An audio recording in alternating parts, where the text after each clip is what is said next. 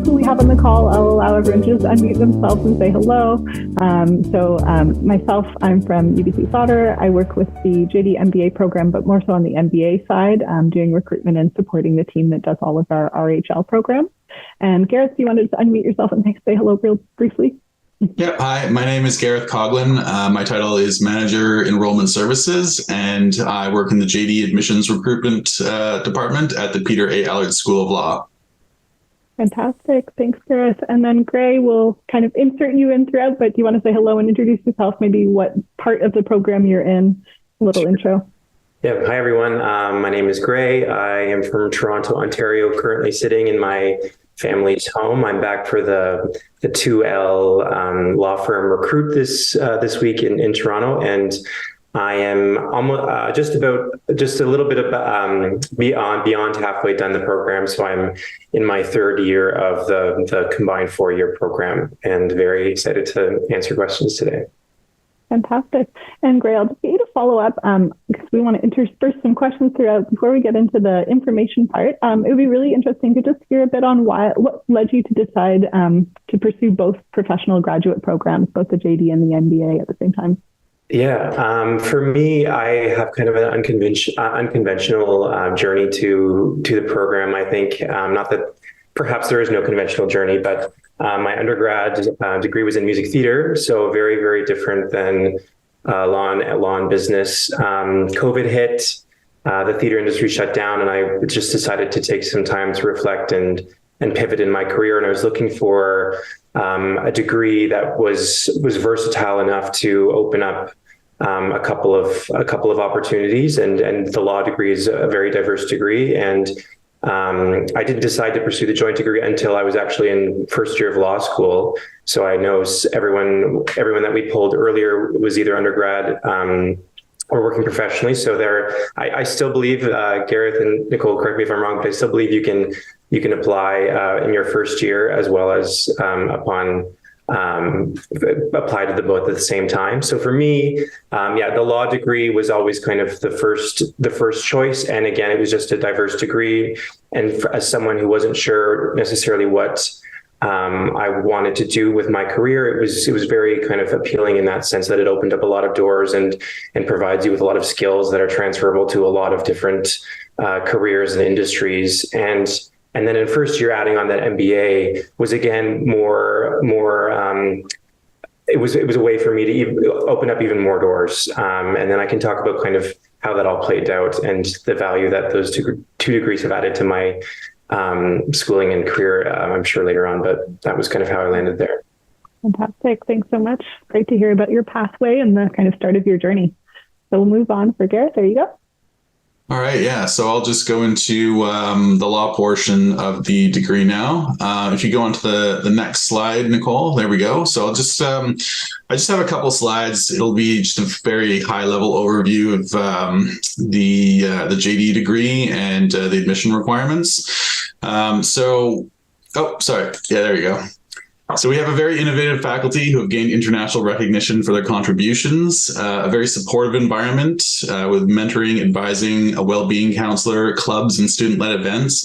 I always like to kind of emphasize that well-being counselor because I think that's a very valuable thing to have. So that's like an embedded well-being counselor that has an office right in the student services wing.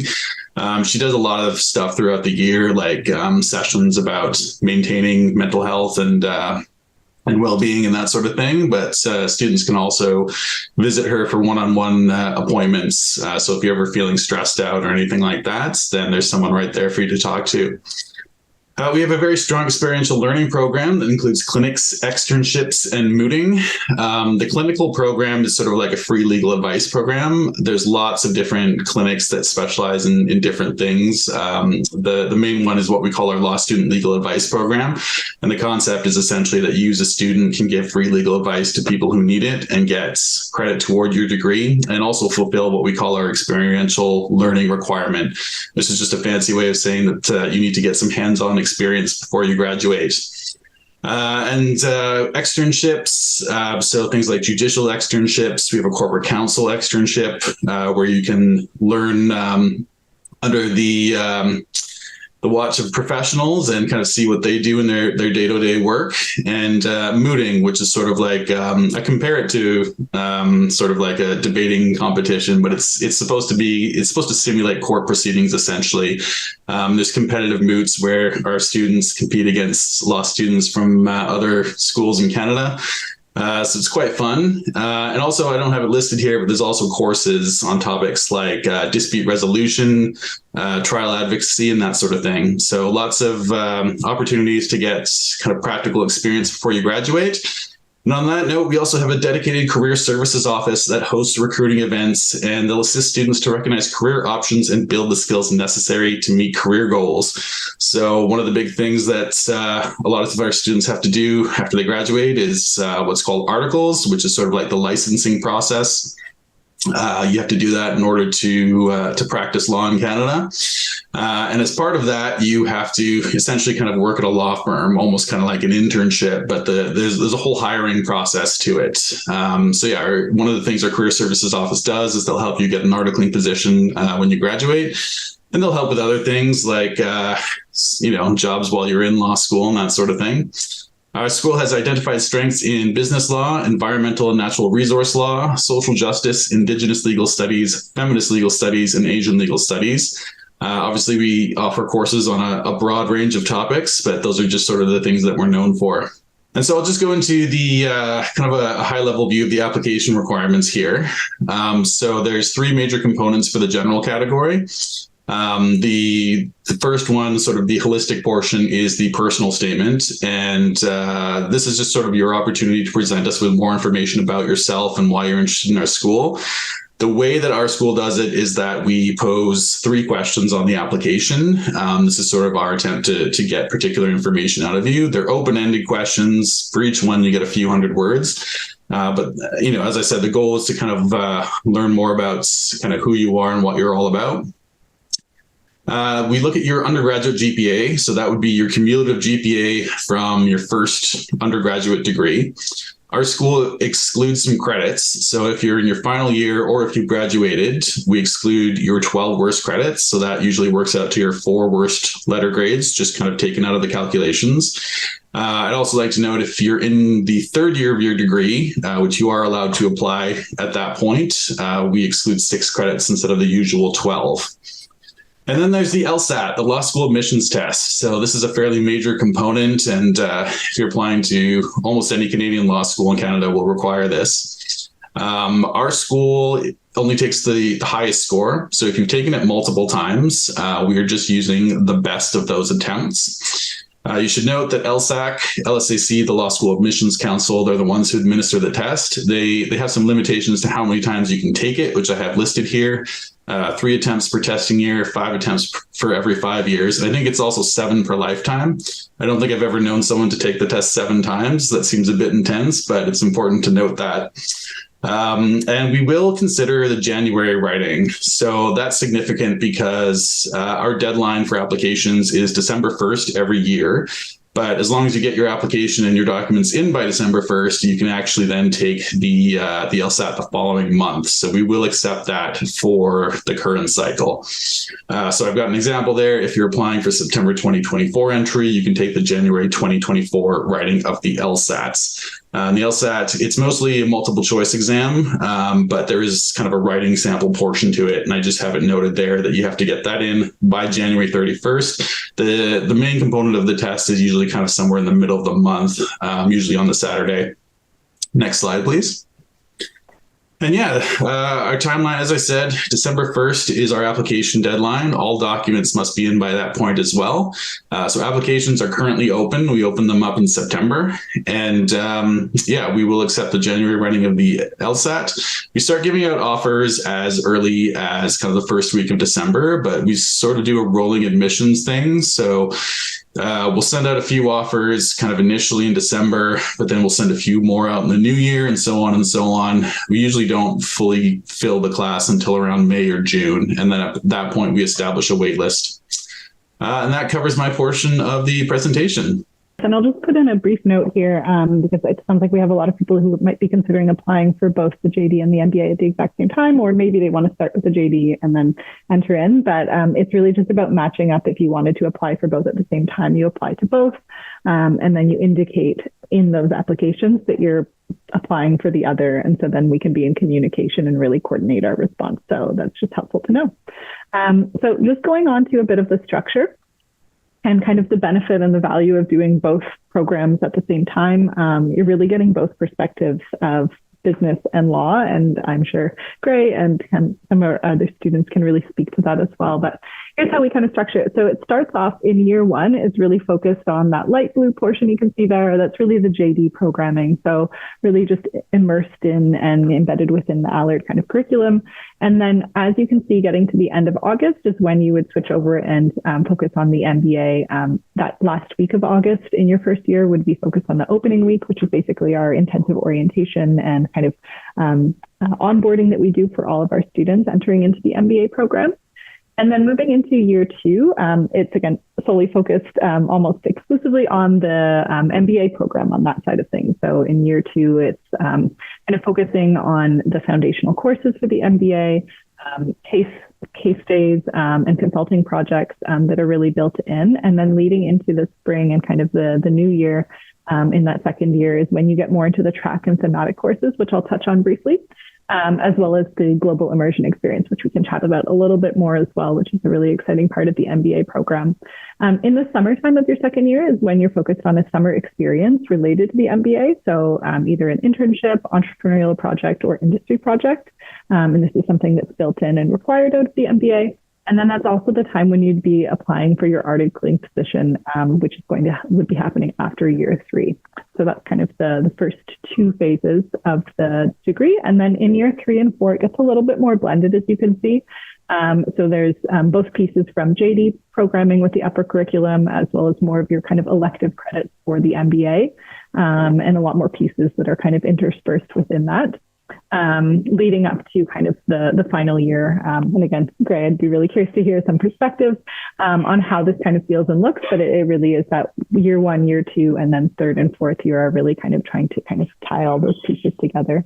So maybe I'll pause right there for just a moment and ask Gray to comment on some of the learning outcomes or how it kind of looks and feels to be doing the kind of blended approach to the curriculum and some of the benefits and maybe even challenges you've seen with that.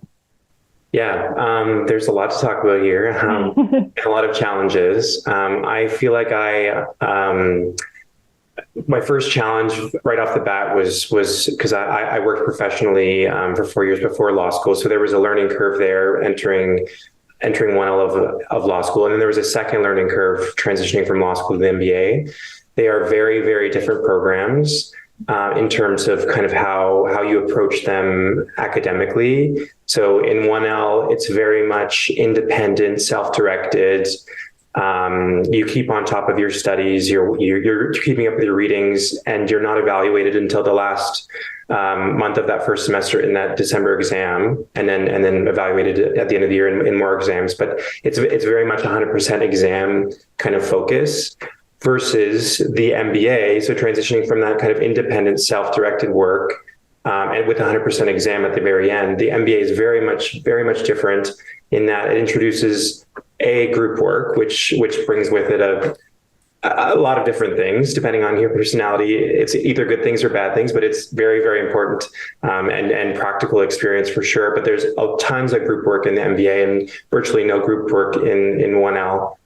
So that was definitely a learning curve there, as well as instead of that 100% final exam, there are these 5%, 10%, 15% assignments sprinkled throughout the whole semesters of the MBA program. So it's just a different approach and kind of a different kind of approach to school and mindset. So they're just very different programs in that sense. And then I'm not sure in 3rd year and 4th year for me anyway. I'm going to be finishing my MBA at the end of this. So I'm in my 3rd year, And then this semester I am doing both law and MBA with a focus more on law. This semester I'm only taking four MBA courses total. So it's more law focused, but I'll be done in December with my MBA. And so next semester of the third year, and then all of fourth year for me anyway, is just going to be law. And there's the option I assume to kind of stretch that out, but I wanted to be done with the MBA at the end of that at third year and kind of graduate with my class. But that's, again, a personal preference. So there's flexibility there as well. I think that's a little bit about the structure of the two, but I'm happy to answer any other questions too about this.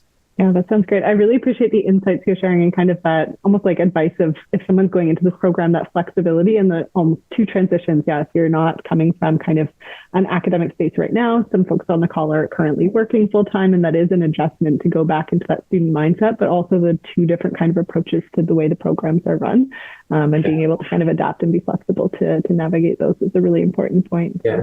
There's a question in the chat. I maybe should have clarified.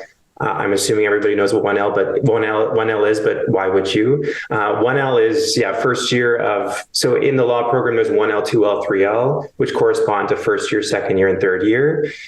And there's no similar language for this joint program. So I've gone back to Allard, and technically I'm at 2L at Allard. I'm in my second year of law, but I'm in my third year of the program. So I'm considering like a 2.5L, but there's no kind of language for that. But so sorry, 1L is first year of law. And then for the JD MBA, there's after the 1L and you go to the MBA, there's no kind of strict language. So I hope that answers your question. I get something to add. I just thought about on a personal level, the transition from the law to the MBA, it's also interesting because you start with a cohort of 200 law students in your first year, and then in your second year, there's no law curriculum, and you're transitioning into that MBA, meeting another 100 new group of students in the MBA, and you're leaving behind that 1L cohort, which again, on a personal level, that's something to consider as well. I found that I was able to go back to Allard on my lunch breaks and kind of hang with my friends from Allard and see them all, and so that for me wasn't as potentially difficult as I thought it was going to be. And now returning to third year, when I'm doing my combined program, I'm seeing all of my 1L classmates again, and the upper year classes are second year and third year combined. So I'm even taking classes with some of the people I started the program with. So I just thought I'd throw that in as well. Thanks so much. That's great. Great point. Great to share. Especially with such intensive programs, I think that cohort that you're with is so important. And so that's interesting to navigate the two different pieces there, but also knowing that the network is so big that you're gaining by doing both programs because you're developing that kind of relationship with both the JD kind of cohort as well as the MBA. So fantastic. So just jumping into the MBA side of things, I mentioned before, there is kind of career tracks that folks can choose to go with. So we have the 5 that you can see listed here. Climate track is actually the newest one that was just added, I believe, about a year ago, which is really exciting. But there's also finance, product and service management, innovation and entrepreneurship, and technology and analytics. And so, and folks also have the choice to do a custom track as well. And I'm not sure exact stats, but I think sometimes some of our JD MBA students choose to go more the custom track route sometimes just because they're kind of looking at different kind of career outcomes and really trying to kind of make their own niche kind of options out of that. So I'm curious to know, great, did you choose a career track or did you go kind of more the custom route? What was your experience with this? Yeah, I guess I fit the mold of this stereotype quite well because I chose custom initially. But the nice thing is, even if you choose a specific track at the beginning, there's certain requirements, and so it's beneficial to choose the track at the beginning to be able to structure your MBA to meet those requirements in terms of the mandatory courses. But I chose custom, but then I was able to specialize. I think I specialized this term after having completed all the courses for product and service management. So I'll be graduating under that track, but I started in the custom track for exactly the reasons that Nicole pointed out. I wanted to be kind of general. I didn't want to be confined to a specific track because I didn't know really what I wanted to do, but there's still time if you select that custom track to specialize, especially in the combined program when you do have that flexibility of another year potentially of courses that you can take to be able to specialize in what you want to do. So I started with custom, but then I specialized. Mm-hmm. Wonderful. Yes, that flexibility. There we go. So I'll take this moment to just highlight for a moment around, some of the career pieces. So as Gareth was mentioning, through the JD MBA program, you have access to the career support from Allard, but you also have access to career support and built into your MBA kind of programming as well. So one-on-one support and advising and recruitment events, and obviously support for thinking about that experiential learning piece in the summer of the second year, which is where a lot of folks go off to do their internship, that kind of piece. And so, again, Greg, really appreciating hearing from you. So I'm going to turn it back to you because I think it's more interesting to hear the real life stories than just kind of the stats that are on the screen. So maybe if you could tell us a little bit around your kind of experience with career exploration and kind of where you're headed, and maybe even if you want to touch on any of the support you received from either Allard or Sauder along the way with that. Yeah, great. So as Nicole mentioned, Sauder has this career center, which is solely designated to finding students work. That's their kind of full-time job, and there's a full staff in order to facilitate that, which is great, and they are all great, and they have their finger on the pulse of businesses across Canada. And in my experience, I met with Mary Cowan, who I'm not sure if she's still the director, but she's highly involved in the Career Center, and she's a great resource. And she connected me with alumni from Sauder who were in fields that I was potentially interested in exploring. And I met with some of those alumni at networking events that Sauder hosted. And she basically, you tell her what you're interested in. She takes 5 minutes. She goes, okay, talk to this person, connect with this person. So she's a really great resource for that. There's also resources on Canvas. The BCC has a very robust information page on Canvas, which is our kind of school platform, online platform, which goes over resume writing, cover letter writing, taking you through every step of this process, which I found very helpful as a resource as well. I think I can also speak about the internship, if that's okay, Nicole. And so my process in finding that internship, which Nicole mentioned, which happens at the end of the first year of the MBA over the summer.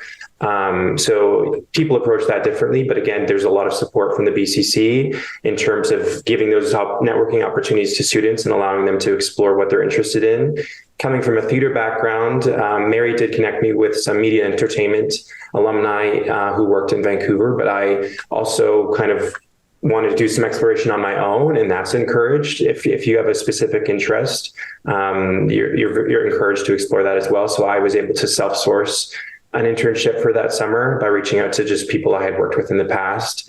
And again, Mary and the BCC were able to tailor this requirement, this internship component, and work with the company that I reached out with to craft something that worked for them and worked to satisfy the requirements of this program, which I thought was great and really helped with me. But and there's a lot of stress around jobs, both at Allard and Sauder, and some of the resources as well that Gareth pointed out were helpful in terms of the well-being resources.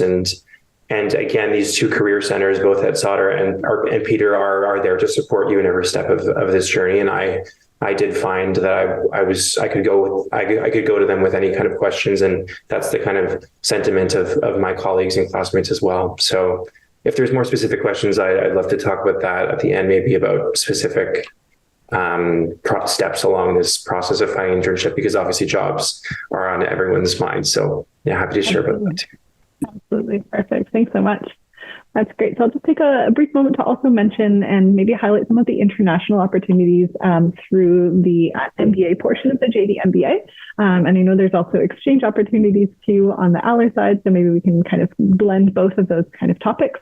But what I'm happy to share is that UBC Sauder is the only Canadian member of the Global Network for Advanced Management. So this is a kind of group of different programs all across the world, leading business schools, and it was spearheaded by Yale. So there's Berkeley, Yale. You can see a lot of the other kind of pieces here.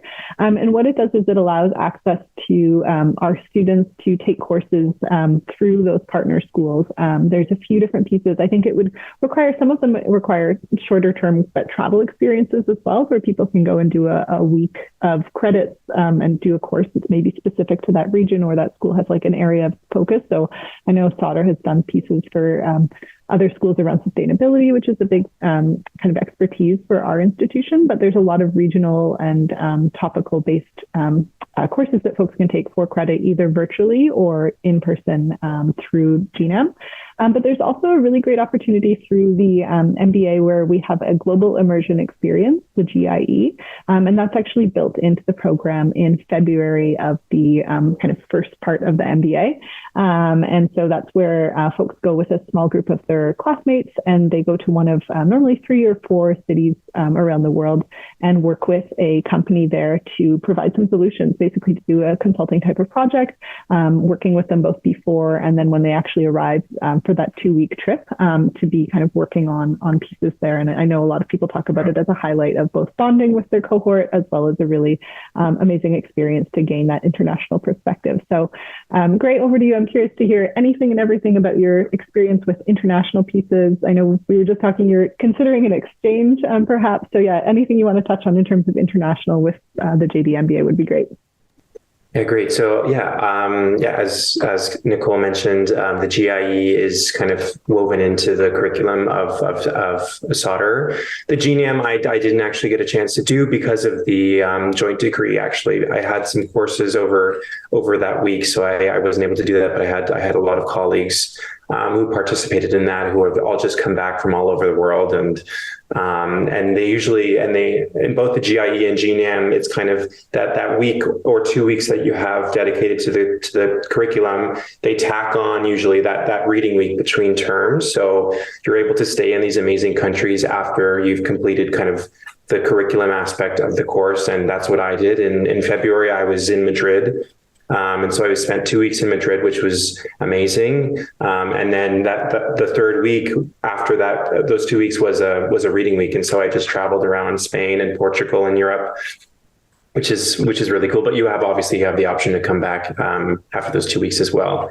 And yeah, I think traveling is a great thing on a personal level and an academic level. I think you learn so much by being exposed to different cultures around the world on a personal level, and on an academic level, working with international clients is a great skill, and it complements kind of the local emphasis of the curriculum at Sauder, and it's really amazing. And my experience at IE University, which is the business school in Madrid, all the instructors were top tier, and the classes were very informative and again, complemented the education of Sauder. And yeah, I'm also considering an exchange next year for the law school.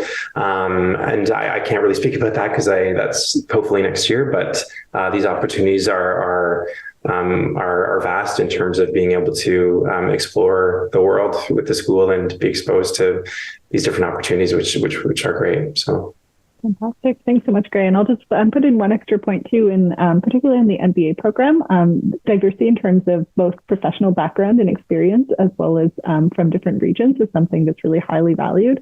So in our program in the MBA, we have a number of folks coming from lots of different countries and bringing their perspectives from their experience with 5-6+ years of business kind of working experience there. And so I think that creates a pretty rich and robust conversation as well, even if folks aren't able to do the travel, although GIE is built in and would be part of it. But all these other pieces, there's also that opportunity for international perspectives in kind of the classroom as well. So. Wonderful. So we're just about kind of done our presentation here. This is the last slide. So just wanted to talk about the admission requirements on the MBA side. Gareth had talked about aside from Allard. So in terms of our deadline, so our final deadline is May 7th. This is our kind of domestic deadline for the MBA. So if you're applying as a Canadian citizen or PR. And then we do have a personal interview as part of our application, as well as kind of some written and video essays that you'll see at the bottom there. But there is a chance to really tell your story and tell us why you're interested and how you think this could add benefit to future career goals and that kind of thing. So I think that's a nice aspect of it.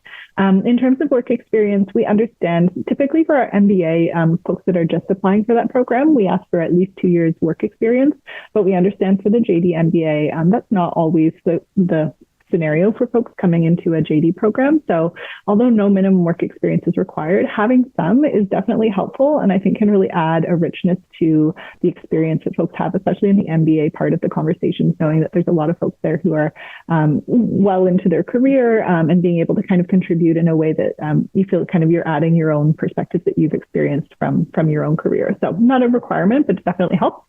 And then academic achievement there, you can see GPA of B+ or the equivalent.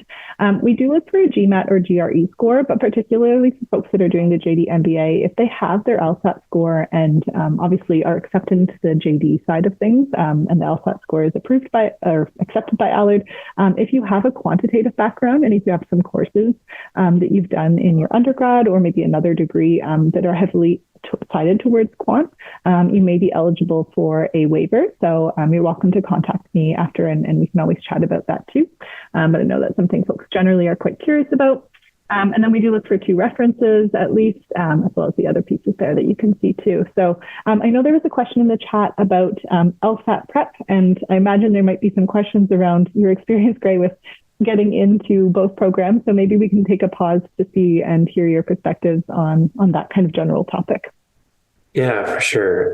Both tests are terrible, but I mean, in terms of studying, and I mean, I didn't really enjoy it, but maybe you guys will. But they're very important, and they do give you some skills that are helpful in the programs. Emerine, I hope I'm pronouncing that correctly. I had been working full time leading up to law school, but I had the benefit of being able to study during COVID when I had a lot of free time. So I'm assuming your question is speaking to balancing that kind of full-time responsibility of working with writing the LSAT.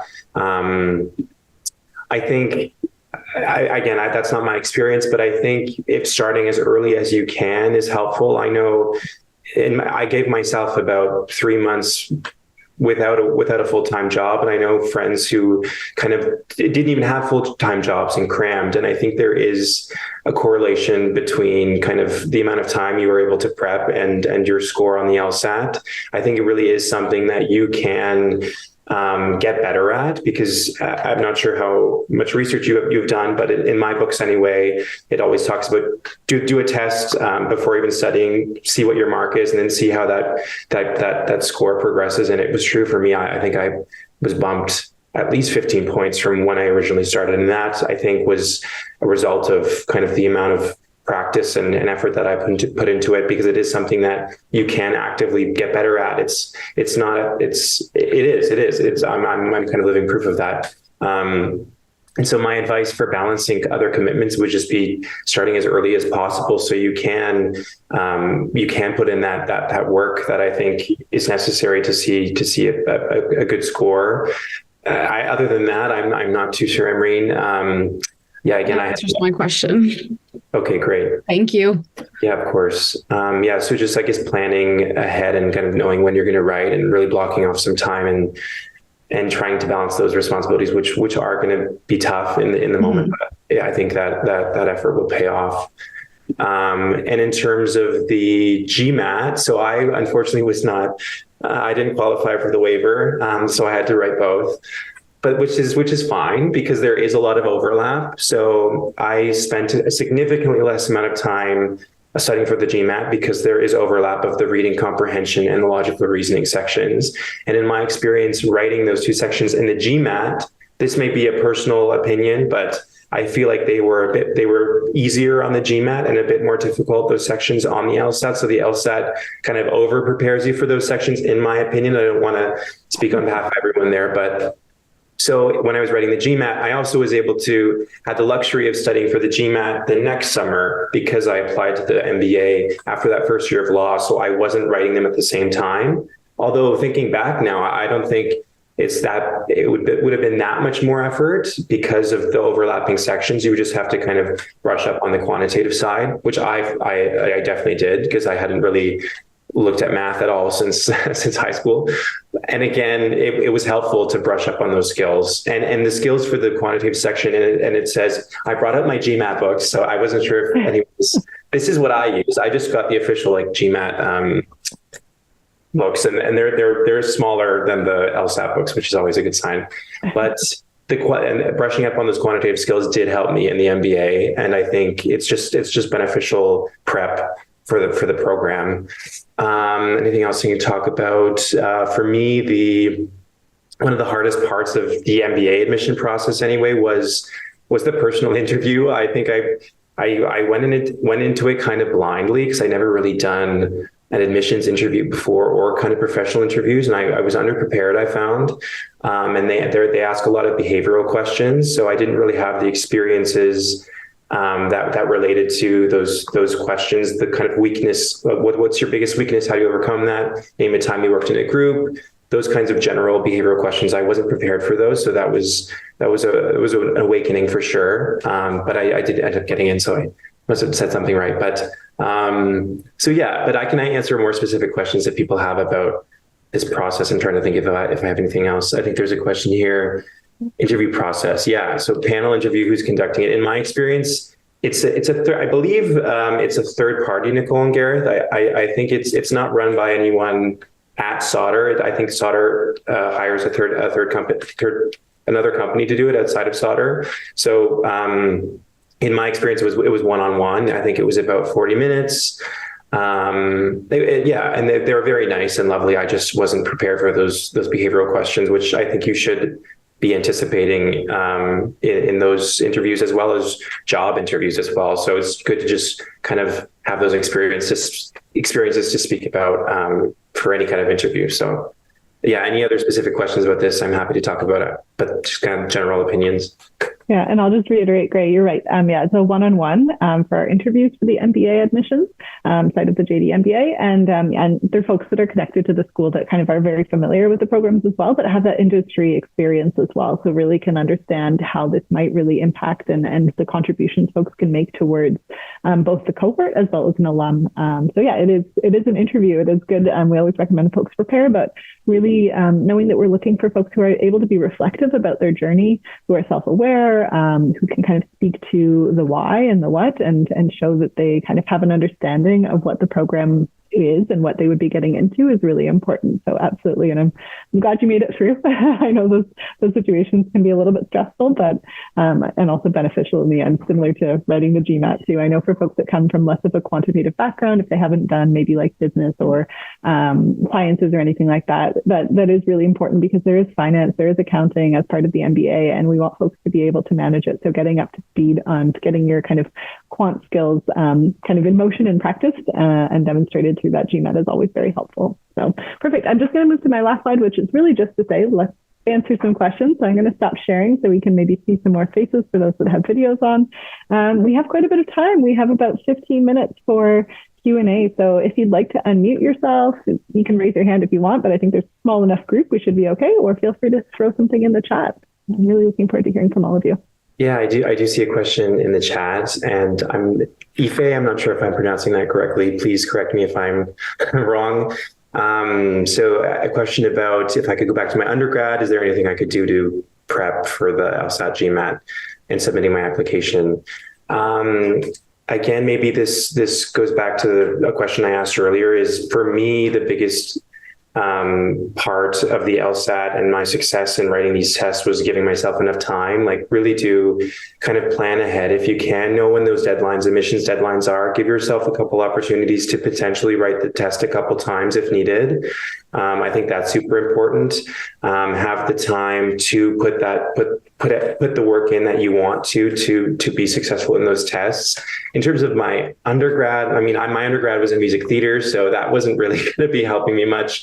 Well, actually, no, it helped me in the interviews. There's things we can pull in from our backgrounds for sure that inform. And I think, as Nicole was touching on, just leveraging your uniqueness as an applicant, I think in these applications is great. If I can get into these programs with a music theater degree, I'm sure everyone can get into these programs, but it's about framing that kind of story and that narrative, and why you want to be there, I think, is important. what has led you up to that, what led you to applying to these programs. But yeah, I'm not sure if that answered your question, but I think preparation and time. And I'm just going to add in terms of that, if you don't have a quantitative background, like I didn't, not only does that GMAT help you prepare, but there's also courses you can take over the summer before the MBA starts that kind of bring you up to speed. And I do find that the profs at Sauder, they approach these courses with the assumption that you know nothing, which for me, I literally know nothing about business. So that was really helpful to be able to just learn from scratch and really like teach me what's something super basic. Teach me what a spreadsheet is, not basic, but teach me what accounting is. I don't know. But I appreciate the opportunity to just start from scratch. So I hope that answered your question. Great. I see we have a few hands up. That's fantastic. I think I'm getting the order right. Please correct me if I'm going in the opposite way, but I think Bahar, you had the first question. So if you want to start, go ahead. Hi, I just wanted to take a moment to thank Gareth, Nicole, and Gray for taking the time to bring your experiences and your knowledge and share that with us. I had one question specifically for Gray. And your experience, what sets the MBA JD program at UBC apart from other similar programs at other Canadian universities besides the services you mentioned, such as the career services and the beautiful campus, obviously, as well? Yeah, good question. I was going to say beautiful campus, but also I think that honestly, the GIE is something that's very, very unique to Sauder. The opportunity to travel and to work with international clients is, that I'm aware of, not very common amongst other joint programs, as well as both Peter Allard and Sauder have really, really incredible reputations across Canada.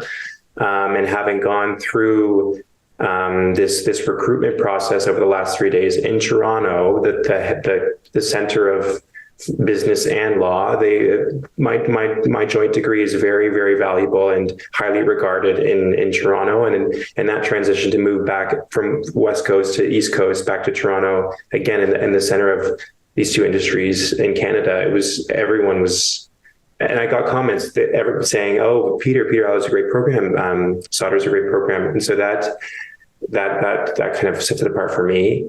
And yeah. I just wanted to ask, what was the JIE program you mentioned? GIE was the one that we talked about when I went to Madrid in Spain. So it's 2 weeks in February where it's kind of woven into the curriculum that you travel to an international city and work with a consulting project with a employer there. I'll grab a link and I'll throw it into the chat for you, Bahar. Yeah. Always happy to chat more too if you want to know more details. I know Grace providing from a student perspective, but I can provide some links. You can set up a call with us too to learn more about what that would entail. Thank you so much. Thanks so much. To see in the chat, I know I mentioned a GMAT or GRE waiver potentially for the MBA kind of application, but Gareth, just double checking, is there a case where there's an LSAT waiver other than kind of what we're talking about here? I just want to make sure we address that question too. No, there's no situation where we'll waive the LSAT. It's required for all applications. There is a way to waive the fee. LSAC allows you to submit an application to basically waive the cost of the LSAT, if that's something that would interest you. And actually, I'd note as well that if you do get an LSAC fee waiver, we'll also waive our application fee. So there you go. Fantastic. Thanks so much. Lucas, you're up next.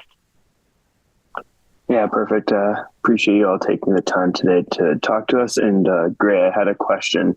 I was wondering if you could talk a little bit about the 1L recruitment process and I guess the recruitment process right now that you're going under. Oh, I think you're on mute. Yeah, thank you. Just specifically for law, the 1L and 2L for law, yeah. Yeah, just the law stuff. Great. So there's, for 1L, it's very, very competitive. Both in that most of the 1L law firm jobs, the majority of them are in Toronto. So you're competing with Toronto schools. And I did apply to basically every 1L position in Toronto. And I didn't get any kind of response back from any of the law firms. So it's my understanding that they do prefer the Ontario schools for those, but there are opportunities in Vancouver for 1L positions. And I think I'm not like when I was applying, there was maybe 5 or so, and I'm not sure if they're becoming more opportunities. But I did get a 1L job at Denton's for an insolvency internship, and I can talk about that maybe offline with you if you want to talk about that. But I know friends who I think Sykman Elliott or Sykman I think does an IP 1L. Also maybe Gareth can speak about this too. But there's opportunities for 1L, but there's no expectation to have a job in 1L. And all my friends who did a multitude of different things over the summer, traveled, worked in other areas, a lot of them landed the 2L job. So in the 1L job, the 1L recruit is a lot less structured and it's more kind of self-sourcing. These opportunities are all presented to you in terms of emails about who's hiring for these positions, but you're not as there's less hand-holding, I would say, in the 1L recruit, but the 2L recruit, it's very, very much, there's a lot of support and there's a lot of opportunity there. And we can connect after this and I can kind of go into more detail about that 2L recruit. But also saying the JD MBA, the joint degree is very, very powerful. It really, I believe in my experience, it gets you in a lot of doors, and then from there, it's kind of the other skills that the interviewing skills that carry you through. But the JD MBA will get you into a lot of firms. Basically, virtually all of the firms that I applied for 2L in Toronto. I didn't go through the Vancouver recruit, but I'm sure it holds the same regard here. I got interviews with all the firms, and there's a lot of discussion. Even in the interviews, I talked a lot about the JD MBA and how complementary those degrees are and how valuable those degrees are. And I also, beyond that, I've also heard that it's a good degree to have to transition down the road into in-house counsel. And I know I'm getting way too far ahead. Most of you haven't even applied, but I'm happy to have those conversations about kind of what the JD MBA has the opportunities it's given me offline, and feel free to connect. I'm sure I can share my email after, but anyway, we'll move on. But Lucas, feel free to connect with me after me. Thank you. I appreciate it. No problem. And great, no worries. We can think a few years down the road. I know folks that are thinking of applying are thinking, is it going to be worth it? The upfront kind of stress and kind of effort to go in. So no problem in getting into that topic too. We're just about 4 minutes away from ending. So maybe we'll take a quick question from Annika, and we'll try and get to you too, Alexandra, but Danica first, if you want to unmute yourself. Hi, thank you. I just had a question about the admission requirements for the MBA program as a 1L already at Allard. I know that Allard has a few requirements where they take off some of your worst courses. And I saw that from the JD MBA, the MBA side of the program admissions, that if you have an A- grade point average, you can have those courses waived. And so just considering the position I'm in right now, where I would need to apply, I think by May is when you said is maybe the last time, I wouldn't have enough time to take 2 quant courses or probably study for the GRE at this point because I'm in 1L. And so I was just wondering if you have I have a 79 undergrad, and I was just wondering should I even apply then, or is that something that I need to consider as kind of a hard cutoff and I shouldn't consider it? Yeah, that's totally fair. Thanks for your question. I think it's probably best. I just put my email in the chat. So I think it's best for us to kind of chat and go through a little bit in more detail to make sure I'm fully understanding kind of where your situation is at, what you currently have, because sometimes we're looking for the GMAT, depending on what you've taken before. It's a little hard. We unfortunately don't publish a list of those quant courses, but I'd love to hear more. And maybe in a one-on-one chat, we can chat a little bit more about the academic background you had before coming in, or if you have any work experience. So if you don't mind, I'll put it in the chat so it's nice and fresh for you. Let's chat a little bit more about that before you kind of deselect yourself out and make sure it's the right thing for you to apply or not. Yeah, no problem. Thanks so much for your question, Danica.